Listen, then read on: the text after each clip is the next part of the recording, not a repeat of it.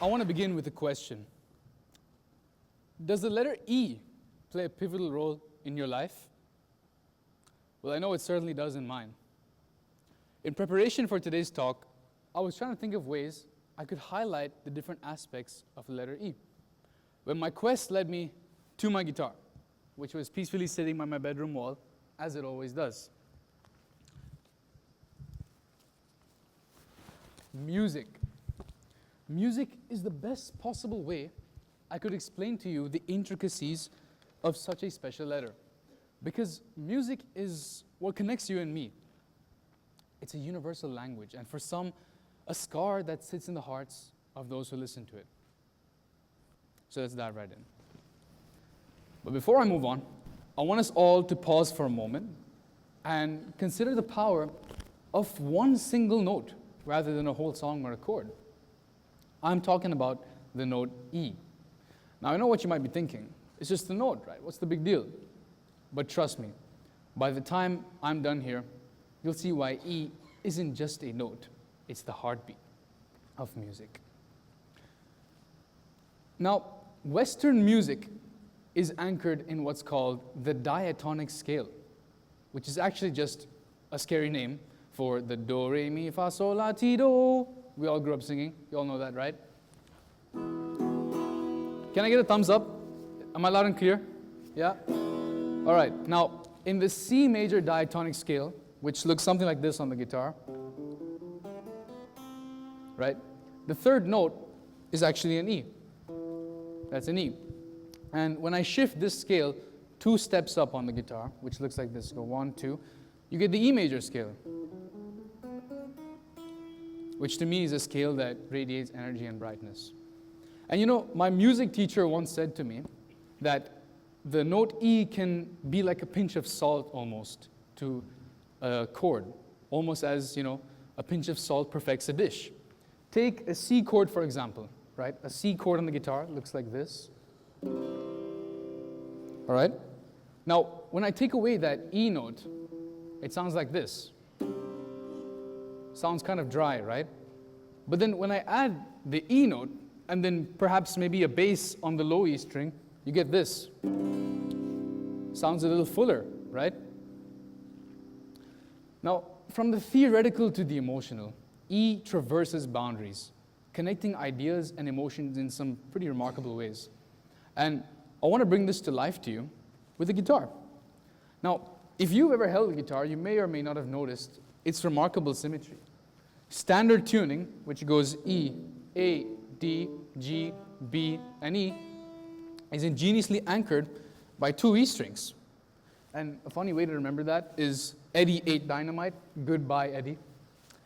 And the symmetry you see here gives the guitar a character that defines its versatility.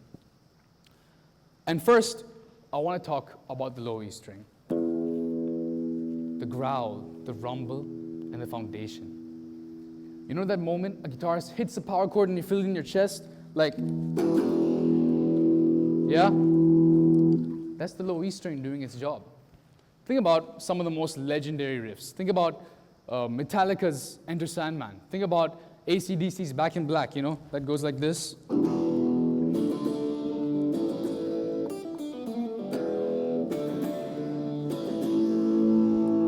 Riffs like those all lean on that deep driving low E. It's really the rock star of the guitar. But then we have the high E string, the storyteller. It's where the guitar sings, weeps, and soars. When Jimi Hendrix, for example, played the Star Spangled Banner at Woodstock, it was the high E string that screamed with raw emotion.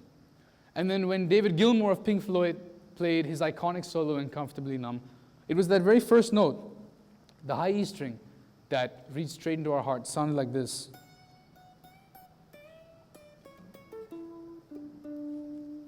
Right? Now, I'm a rock and roll guitarist, so I won't be doing the note E any justice without talking about its implications for the rock and roll industry. So I want you to all imagine we're in the 1950s. Music was refined and orderly, performed by polished orchestras and crooners in suits. Then like a lightning bolt, rock and roll erupted, shattering conventions and electrifying a generation. And at its core was the key of E. the foundation for rebellion, creativity, and boundless energy. Chuck Berry's sharp riffs and Elvis Presley's hip-shaking rhythms turned everyday chords, as people knew them, into something rebellious and electric. I mean, it's not like your grandparents were like, hey, when's the next Megadeth album coming out, right? But rock didn't stop evolving since then, you see. It evolved. It adapted, fragmented, and flourished. The 70s brought heavy metal for the first time, where bands like Black Sabbath used E to summon something darker and aggressive. Now, I want to show you this riff in a song of theirs called War Pigs. It goes something like this.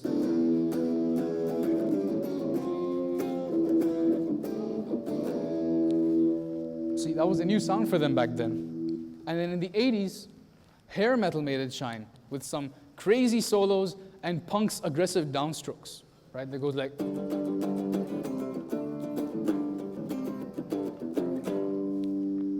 And then in the 90s, grunge stripped it back with Nirvana's most famous song, which I'm sure all of you know, Smells Like Teen Spirit, which goes like...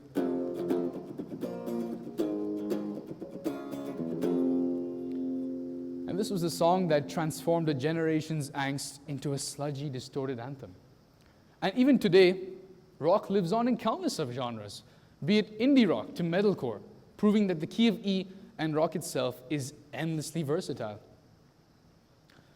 Now, I want to talk to you about the emotional resonance of E, because it's truly extraordinary. Now, in major keys, major is a mode of E, it exudes optimism and energy. Take a look at the E major chord, for example, right? Sounds happy and bright, right? But then in minor, it transforms into something deeply human, profoundly moving and haunting. There's a reason why E minor has been called the saddest of all keys. But you see, what I find most compelling about E is its universality. Across genres, be it blues, rock, dance music, electronic music, even flamenco music, E resonate, bridging styles and cultures with its timeless presence. The blues shuffle, for example,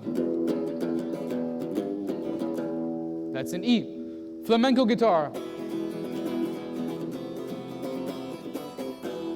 that's E Phrygian. Phrygian is a mode of E in its background. And even in metal, you drop that tuning, and you're in riff heaven.